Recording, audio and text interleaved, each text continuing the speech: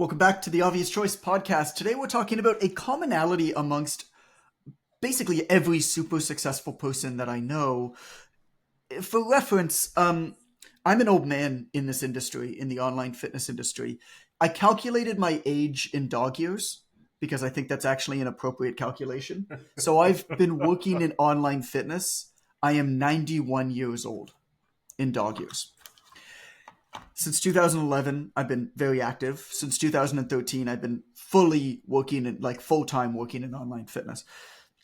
And as a result, I've seen a lot of people come and go. And I've really only seen a handful of people who have reliably and consistently been able to show up and do good work for that period of time. Almost nobody.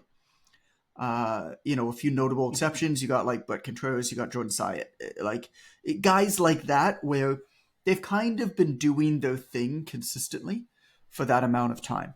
Syatt was a little bit later, but not that much later. Brett was actually before me. And so you see where these people are now. Of course, they're doing really well, and you can't copy what they do now. What you have to do instead is you have to learn the character traits that allow them to show up the way that they've shown up for as long as they have, if you want to get to where they are now. There's no secret there. It's a habitual thing. So I'm going to tell you a story, and then I'm going to tell you the commonality, and then we're going to have a conversation about it. It's kind of a tale of three people that fit it. But when I brought up this topic to Ren, the commonality amongst the most successful people he knew, Ren, of course, said they sold drugs. And said cocaine. You said cocaine. So John. It's not cocaine for me. So I actually do have a philosophy around that, Ren. And that philosophy which is proven more or less true in every case, which is everybody who sold weed in high school and university is very successful. Now, the people who sold harder stuff are pretty much all fucked up. Right. And here's my philosophy around that. These people intuitively understood risk reward. Because if you think about what can you do in high school and university, I didn't sell any drugs and I'm not condoning it, but like if you think about it, what can you do in high school and university to make the most amount of money with a low level of risk? You sell weed. If you get caught, you get a slap on the wrist, as long as you're selling, small amounts. And you can make a lot of money, all cash. And so those people don't sell drugs now. Most of them didn't sell drugs for a long time. But that was a very early sign of people that just intuitively understood this what I think is one of the fundamental principles of business is playing asymmetric games, right? If I'm going to take action, if I'm going to execute on something, the amount of effort that I put into that thing could be the same for two different opportunities and have vastly different outcomes. So you could execute at a level 10 on a level 2 opportunity and have the same outcome as somebody executing at a level 4 on a level 10 opportunity. And I think these people who sold weed kind of understood that. Kind of understood that naturally. And then they took that with them on whatever they were doing later on in life, and probably, entrepreneurial minded and stuff. All of this to say, this is not our topic for today, but I thought I'd bring it up because it's a theory that I've always had. Shout out to Snoop D.O. Double Jizzle. Did he sell weed? I don't know, but he's a consumer. He's one of keeping the industry afloat. He's one of the last torchbearers for the Olympics. Did you see that? He sure is. He's running that torch through Paris. Yeah, from gin and juice to Olympic glory. Oh, how our That's society a great book title, John. Can you write that? What is it? Gin and juice to Olympic glory. Can you write the Snoop Dogg story by Jonathan Goodman? Gin and juice to Olympic glory. Yeah. Yeah, I'll send that to a journalist. Send me a treatment. There you go. Okay, let me tell you a story. We did a podcast with a brilliant woman named Lisa Simone Richards. It was an interview a little while back. Amber, if you don't mind grabbing the number of the episode there, whatever that It is. actually went live today, so I have it. Well, you don't tell 250. people that because we're recording this like It's 3 fine. months. This is not going to go live for like 2-3 months. It's fine. Anyway, It's episode People don't 250. care, John. people don't care. It was a great episode. Lisa's brilliant. She focuses on PR and stuff. But what we got into talking about, which I really loved, is like, okay, so you've been a guest on a podcast, you've had a media opportunity or whatever. What do you do now to be able to get more out of it? And one of the things that she said is that a couple years back, this was my golden nugget. A couple years back, she said that she guested on about 100 different podcasts. She just decided that that was going to be her thing for that year. So she pitched herself and guested on like 100 podcasts. And what she started to do was she started to host Lisa's podcast parties, where she would invite 10 to 12 different people who she was a guest on their podcast to come on to a Zoom call and basically talk about what they're doing and introduce themselves to other podcasters. So what she was doing is she was being the connector within this group of all of these different people. And the minute that she said that, I was like, oh, that's goddamn brilliant. Like, ding, like golden nugget right there. And, if you hear something like that on a podcast, take action on it. Even if I'm the host, and so I immediately, I said to her, I might have even said it on the podcast. I haven't listened to the whole thing, but right afterwards, I was like, I'm doing this, right? And within 2 days, I had scheduled my first John's author party, where I invited often a bunch of people I didn't even know or I had very, very loose connections with. But I invited 20 different people, 20 different authors who I had some connection to or I just admired or whatever, to come to a Zoom call for John's author party. I mocked this up in like 10 minutes. Right, little introduction, Calendly link, picked a time, didn't ask anybody what worked for them, just chose a time. If it worked for them, great. If it didn't, it didn't. And invited them on it and said, everybody's going to get, 5-6 minutes, basically to just talk about themselves. Like, what are you working on? I had 4 things was my note. I don't know where it is now. It doesn't matter. I kept the note. Oh, here. Brag about yourself. Like 4 things. What's a previous success you had? What are you working on right now? What are things that you can help other people with? And is there an area where you need help right now? 4 things, right? And so of that 20, 10 showed up. So first of all, that is a great result. 50% of the people that I invited showed up. 10 people said no to me. And it was a great result. So what I did is I chose a date, a time, and a place. I didn't make it an option. There wasn't a back and forth. And I specifically chose a time very close. So it was 4 days in the future when I booked it. And the reason for that was, number one, I wanted a very specific time, because if there's a specific time, people are given much less to think about. They're like, do I want to do this? Can I make it? Right? If it's a yes to both, boom, it's an easy yes. There's no, let me check my schedule. This is the time. And because it was so close, if it was farther in the future that I booked this call, what would have happened is more people would have said yes, because most of the people who said no said, hey man, great idea. I'd love to do it, but I can't make that. Because I also booked it on July 3rd, the day before July 4th, because I'm Canadian and I don't even think about those things. Fine. That's cool. So a bunch of people said, hey, I can't make this one, but, please invite me to the next. Right? So if I booked it farther in the future, what would have happened is more people would have said yes to me, and then I would have had to deal with cancellations closer to. In booking it close, people said yes or no, and nobody canceled closer to, because it was pretty much right away. Nothing was going to come up in between. And they get to ride the excitement too. Like, oh, that sounds really cool. I'm excited. But the further out it is, that excitement for that thing tends to die off. And then we start making excuses. So you get to have Yeah. that. You look at your calendar at the advantage beginning of. of the week or at the beginning of the day, and you're like, what is this? I agreed to this? Yeah. So here's a tale of 3 people that were invited. Okay? I'm going to make up their names. The first one is somebody, I'm going to call him Jim. And call him Jim. Jim is somebody that I've always looked at and I've wondered why he's not more successful than he is. He shows up consistently. He's written a few books that have done, one of them's done particularly pretty well in the market, like probably sold like 75 to 100,000 copies. So like as far as books go, like pretty good.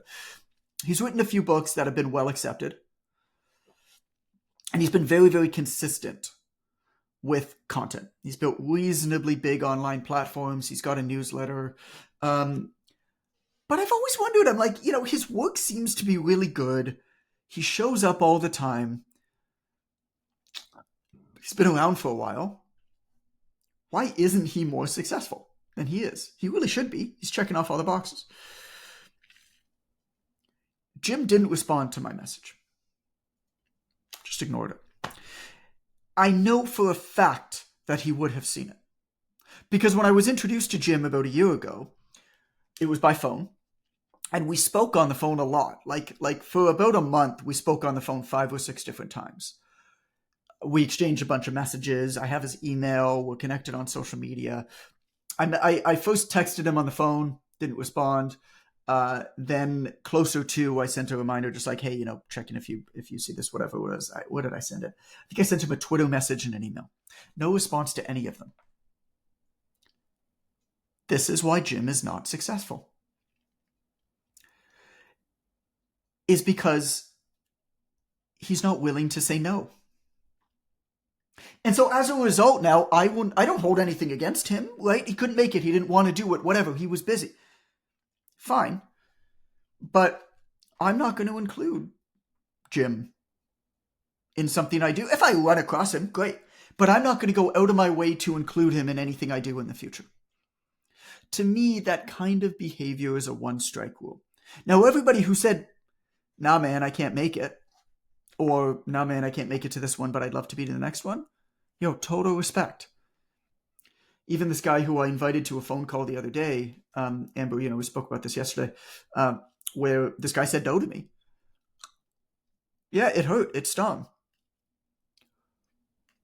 But he had the fucking balls to say no to me. And as a result, I actually admire him more than I did before. I actually want to work with him and get to know him more than I did before. Because he said no to me. Because he was so in control of his time, and because he had such a good, keen idea of what was important to him in that moment and what wasn't, that he knew that this wasn't a priority. That's why that guy is going to be successful. And Jim is always going to, even though he's doing the right things, taking the right actions, putting good content out, writing good books, whatever, Jim, I think, is never going to rise above this level of just constant mediocrity that he's in right now. And that's too bad. The second one is, I'll say his real name because I'm saying good stuff about him. The second one is this guy named Nat. Okay, Nat Eliason. Eliason, I should know how to say his last name, but he wrote a book called Crypto Confidential. I've gotten to know him a little bit recently. I like the guy a lot. It was like 2 days before his book launch, and like big book launch, like big book launch. Like 2 days before, this guy's doing podcasts all over the place, interviews everywhere. You could probably not have chosen a time when this person would have been more busy and more overwhelmed than exactly when I invited him. He showed up. He said yes. He showed up, and he was 100% there and present when we were there. And that is why his book launch crushed it. And that's why he will continue to crush it, is because that is a trait amongst successful people. The third person, call him Peter. I didn't know. I didn't invite. Somebody who I did invite that I have a pretty good relationship with said, hey, how about this guy? We've been connected on Twitter. I said, yeah, his stuff sounds good. Yeah, absolutely invite him. So that other person invited him and he accepted it. He said he was going to come. So he accepted the invite. So like I guess this other guy sent him the Calendly link, right? He said that he was going to come. He accepted it and he didn't show up. No message, no nothing. No, nothing beforehand, nothing afterwards. Yo, sorry, shit hit the fan. Like my kid was sick, whatever, power went out, like nothing. Still haven't heard anything, right? Now time will tell, and that's only one data point with this guy. What did I call him? Peter? That's one data point with Peter. I won't ever go out of my way to include Peter in anything again. Time will tell whether Peter ends up being successful. My guess is that he won't. The commonality amongst every successful person that I know is that they do what they say they're going to fucking do. And that includes saying that they're not going to do something. That includes saying that they're not going to do something.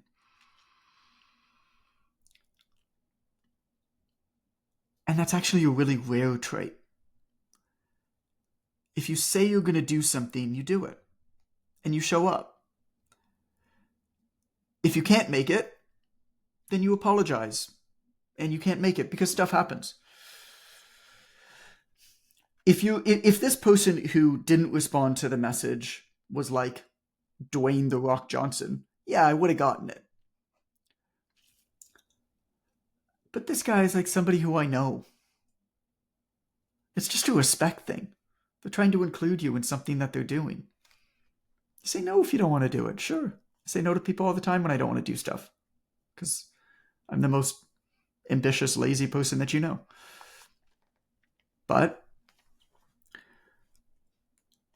person number 1, person number 3, if history serves, and it's been pretty consistent in my 91 dog years of working online, those two people are going to battle in mediocrity for the rest of their careers. And they're going to be frustrated that nobody gets it. They're going to be frustrated that other people are getting more attention to them and more opportunities than they are, even though they're better, which might actually be true. But what's happening behind the scenes is guys like Nat are showing up. Or guys like my buddy, call him Frederick. My buddy Frederick is not showing up and thanking me for the invite and asking to be included next time because he really would have loved to be there.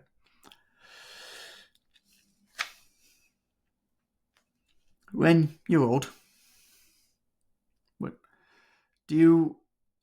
have you seen this amongst people in the other industries you've worked with as well? 100%. Two things. First, you don't hear a lot about people named Frederick nowadays. It's just not one of the more common names. I know a few Germans, so there's some Fredericks. Sounds like an 80s sitcom, my buddy Frederick. Yeah, okay. But two, yeah, absolutely. I see this all the time. There aren't very, as you know, John, there aren't very many things that upset me. I'm not easily upsettable. No, definitely Upsettabile, I think is how they say it in Italian. Not easily there's a squiggly line over it somewhere, I think, right? Tabule. Yes. In any case, tabule. Shout out to you, Rome. I'll see you soon. But I despise, and you know who really gave me validation on this? Andrea Maxwell. Because she's sort of got a rule when she's DMing people. For those that don't know who this person is, she's one of the amazing coaches in the OTM, online training mentorship. And she sort of specializes in Andrea. It's actually Andrea Maxwell, but sometimes she calls herself Andrea Maxwell. But in any case, and she talks about communicating via DM and setting up appointments. And one of her rules of life is that if someone ghosts her, they are effectively dead to her.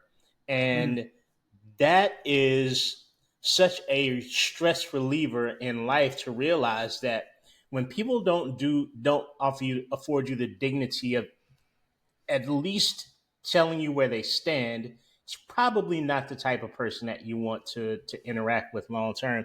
So yes, I've seen it quite a bit in the previous industry I was in, which was insurance, which was a mafia style insurance, almost like an MLM insurance, except we actually did sell insurance. We didn't sell you on becoming an insurance salesperson. There was actually insurance there.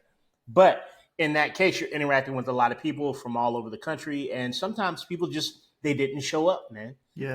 And I believe the way I met John was me scrambling to show up to something that I was invited to that I was wholly unprepared for Right. in every possible way.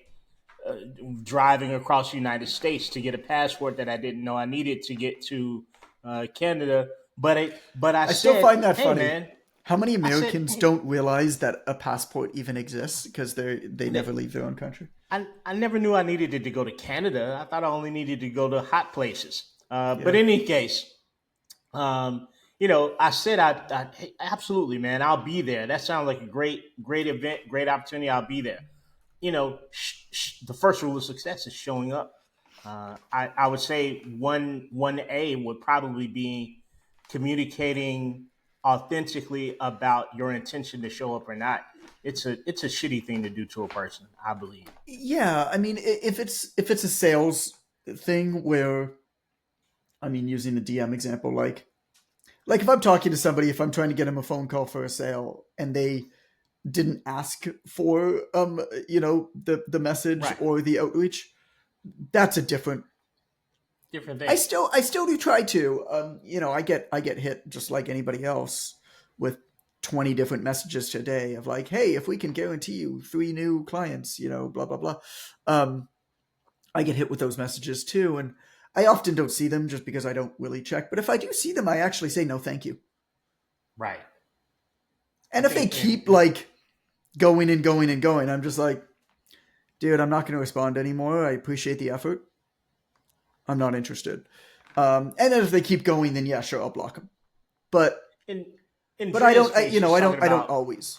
I don't always she's talking respond about if I don't see them. But people who set an appointment to have a yes, phone call and then do not show up at all. But yeah, I feel you on the whole blocking thing for I sure. asked. We interviewed Drea for this podcast yesterday, actually. Um, and No shit. we want to get her on semi regularly because she's just so brilliant. Just She's like awesome. deep coaching, difficult conversations. And Yes. so I asked her actually, what like tactically do you do if somebody ghosts you? If you're working with a client and the client just stops following up, for example. And she gave a bunch of really good advice, and this, it's context specific. But one of the things that she says that she's done is she's like, honestly, sometimes I'll just book a meeting with them. Like I won't even send him a message for it. Like I'll literally just send them a calendar invite. Yeah. Be like, Yeah. Tuesday at 2, I'll see you on the call. Like, Right. yeah, all right, sure. I guess. I love that. I kind of do That like suits that. my. It's passive aggressive in the best way, John. So of course you like it. You're Canadian. I do like passive aggressive. It's your jam. Yeah, yeah. But I see this so much, man. I see this so much. We did, Allison surprised me with this trip to New York 2 weeks ago for our anniversary, and one of the things that she did is she invited a couple folks out to a dinner one night, and it was just a really really nice dinner. We had it at the Chelsea Hotel at this restaurant there, and one of the guys who invited, like, one of the most successful people that I know, like very high profile job, has 2 young kids, has a wife who works both as a mother and as a very high profile writer, like live in Brooklyn, like very, very successful, high powered, busy people, like way busier than me, like probably busier than you listening to this. Um, Full time job plus 2 side hustles, like just that type of person. And they really wanted to come, but they weren't sure if they could make it because they were leaving the next day for a trip. They were leaving the next morning for a trip. And so they just said that. They said, hey, we'd absolutely love to come. But we're leaving the next day for a trip. We actually thought it was next week. Turns out it's tomorrow. We got our calendar wrong. Stupid. Our fault. Long story short, like there's like a 2-hour window that's our only time to pack and get ourselves prepared for it because our kids are maniacs. And so, basically, we'd like to be there, but I can't say yes to you. Is it okay if I say maybe and follow up? And if that's not okay, assume it's a no because I don't want you to hold my spot. Right. And so we said, yeah, maybe's fine. And they ended up not being able to make it. Totally fine. They were, they apologized and said, really, really sorry. We can't make it work. We'd love to see you next time. That's how you do it. That's how you do it. You give the person permission. I even, now if I have something booked with somebody and something happens that's out of my control, which often happens as a parent, I'll say to them as soon as possible, ideally the day before, but even the day of, as soon as possible, I'll send that person a message or call them or whatever is most appropriate. And I'll say like, hey, like really looking forward to speaking to you at 2:00. I'm actually not totally in control of my time beforehand. Something has come up. Odds are I'll be there on time, but there's a pretty good chance that I'm going to be 10 or 15 minutes late. I wanted to check in, let you know, and give you the option to reschedule now, or keep the appointment, but I might be a little bit late. What would you prefer? And often they prefer. Sometimes they're like, actually, I have a hard stop at 2:30, so probably best we reschedule. And then we reschedule. Right? It's just a respect thing for the other person. You know what, John? It's an accountability issue. The more I hear you talk about it, the more it boils down to that, and I think that translates to the success rate of that type of person because you don't apply more accountability to yourself than you do through personal relationships, personal plans, interpersonal relationships. Yeah. You're going to have typically more accountability there than you will for yourself. If you can't do it when someone's giving you all that time and all those avenues of communication and all those outs, I'm using outs in quote fingers, right? All the ability that you could ever want to just simply say no, and you can't hold yourself accountable to showing up for that, there's very limited chance that you'll hold yourself accountable to any of the things that you've tasked for yourself, right? Yes. Like nobody's writing a That's a good book if they point. can't just simply say, "Hey, I won't be able to make it. I apologize. Thanks so much for the invite." We treat ourselves like we treat other people. Typically, we treat ourselves worse than the people around us, Yeah. and it's a bridge that it's the bungee cord thing again, right? Your personal accountability is never going to be higher than your interpersonal accountability, probably, and that's probably why it tracks that way. I never thought about it in terms of personal accountability, but it's probably true. It probably is kind of a global trait that way, where I guess it comes back to the how you do one thing is how you do everything. Right. When I take this back step, this commonality amongst every successful person that they do what they say they're going to do, which includes being confident enough to say that they're not going to do something. It seems to be if for people who don't do what they say they're going to do, it seems to be a symptom of a bigger underlying problem, which is they actually have no prioritization in their life. They have no focus in their life. They don't really know what they're supposed to be doing or where they're supposed to be showing up, or haven't become okay with that yet. And as a result, they're just constantly in this state of overwhelm and burnout. And that waters down, that trickles down. to how they treat other people. But it's also how they treat themselves. And they're never really able to make anything for themselves. I mean, Amber, God, this is our conversation this morning, which, we won't share yet. But how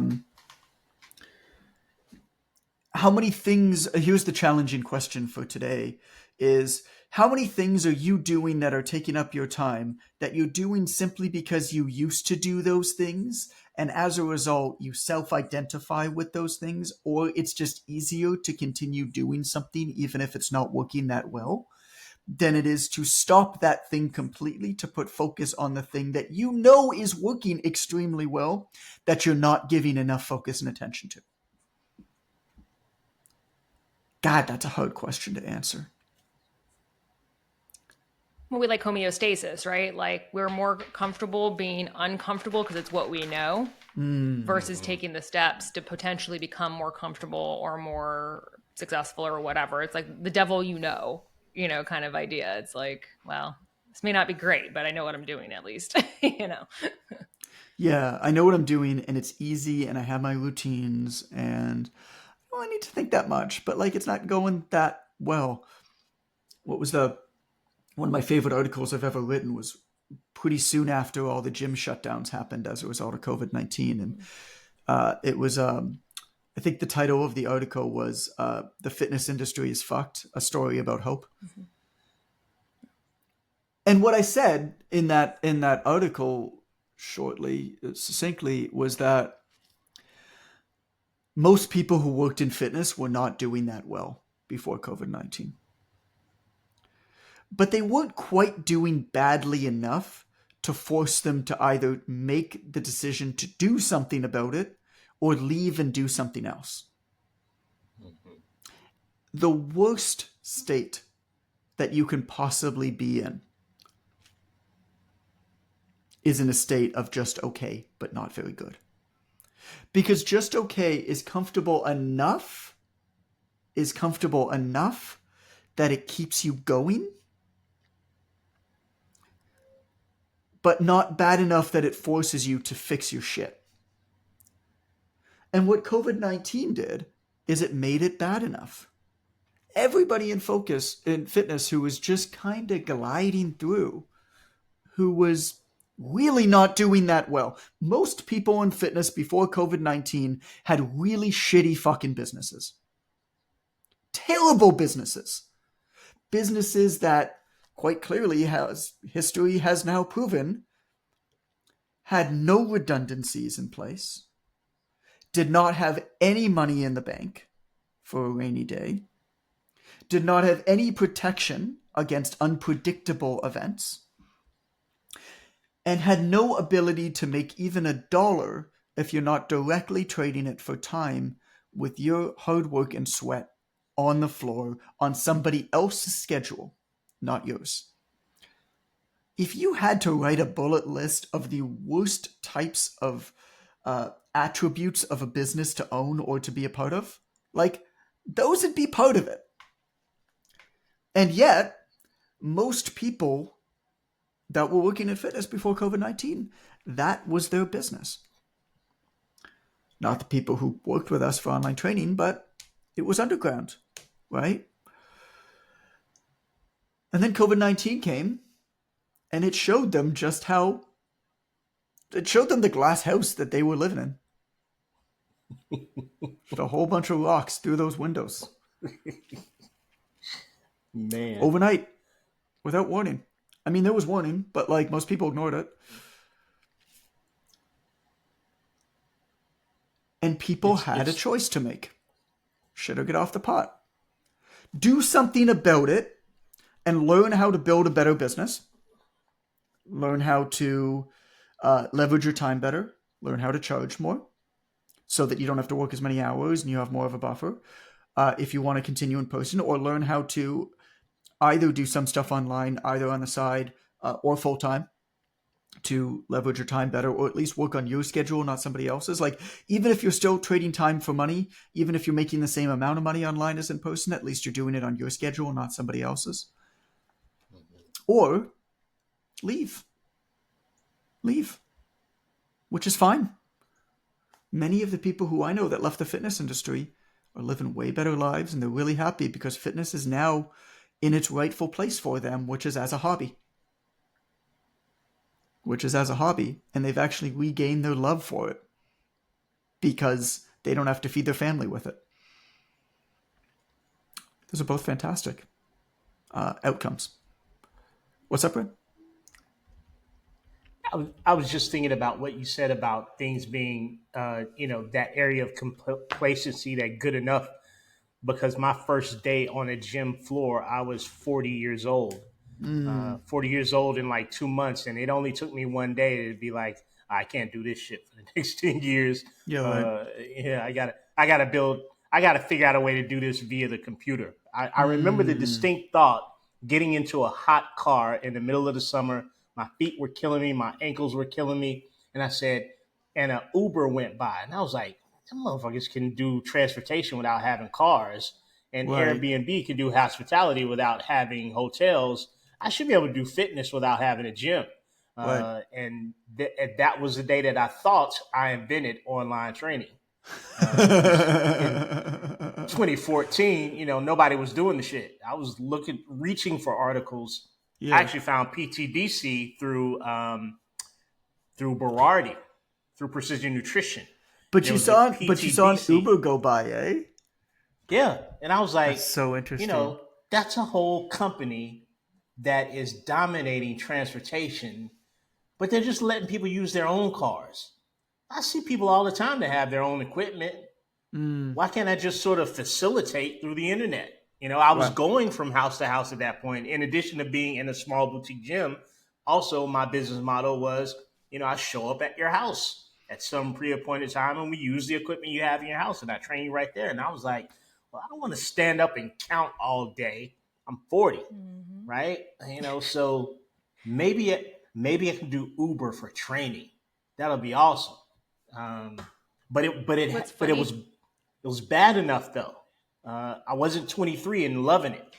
I was 40 and my knees hurt.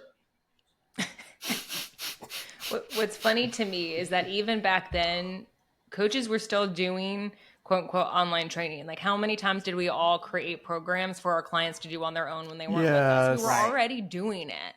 right, So it's so funny to me that how many coaches struggle with the idea of going online. Like, you're literally doing it already. You're just handing them paper. You're going to right. give them something more convenient. Right. We've been doing, distance training in some capacity our entire careers. So it's just so funny to me that leap is difficult to make for some. Yeah, I mean, it's just different. It goes back to this underlying attribute of defining yourself too closely by your job description and Oh not man, what you're actually good at. it's a whole What episode. is it that makes you good at your job? That's actually what you do for a living. You're not your job. And what that's allowed me to do is actually transition in my career a lot. I mean, what made me a good personal trainer was my ability to communicate and storytell and teach basically my clients. And so I made this connection a couple years ago. I didn't make this connection back when I was a personal trainer, but really, if you were to go back through my career trajectory from personal trainer to personal trainer educator within my gym, as the senior trainer, hiring, mentoring other trainers, and running in services and stuff, and then to starting to writing books, putting on conferences, podcast, whatever. It's all actually the same skill, isn't it? It's teaching. It's simplifying complex subjects. It's trying to make them appropriate and easy to understand in an empathetic way for the other person consuming the information. I don't talk to you how I think about things. I try to talk how I think the other person will make sense of it. If I'm talking to somebody and I know they're from a specific industry, I'm going to try to use that language, for example. That's the skill. So what does that mean? That means that I can be very fluid in my career. While still sticking to what I'm good at. And I think Did we talk about this? there's an element of We resilience. did an episode. Well, so Jason Pfeiffer's book Build for Tomorrow. That's what it was. Yeah, so the interview with him. Let's cut it here actually. Amber, do you mind finding that? We can take up a little bit of time while you find it. But we'll recommend that episode because it was a good episode. It was a great episode, and he talks in. I mean, this is me interviewing him, but he dropped the mic on that one. That was like a Wayne's World "We're Not Worthy" moment a few times over the course of that interview. But that's his main thing is, his ability to be fluid in his career as a journalist, as an editor of big magazines. He's the editor-in-chief for Entrepreneur magazine right now, but his ability to be fluid in his career has allowed him to not just succeed, but thrive, absolutely thrive in one of the industries that's, dying. Like you would be hard pressed to find an industry that's dying faster than print magazines. This guy has seen almost all of his colleagues get fired, and he's thriving, right? Yeah. And the reason is because he realizes that his job is not an editor at magazines. So he talks about that a lot. It's allowed him to be fluid and moving throughout his career. What's the episode number, Amber? Episode 220, Jason Pfeiffer, Preparing for an Uncertain Future. Beautiful. Go listen to that. I'm going to get something to eat. Bye-bye.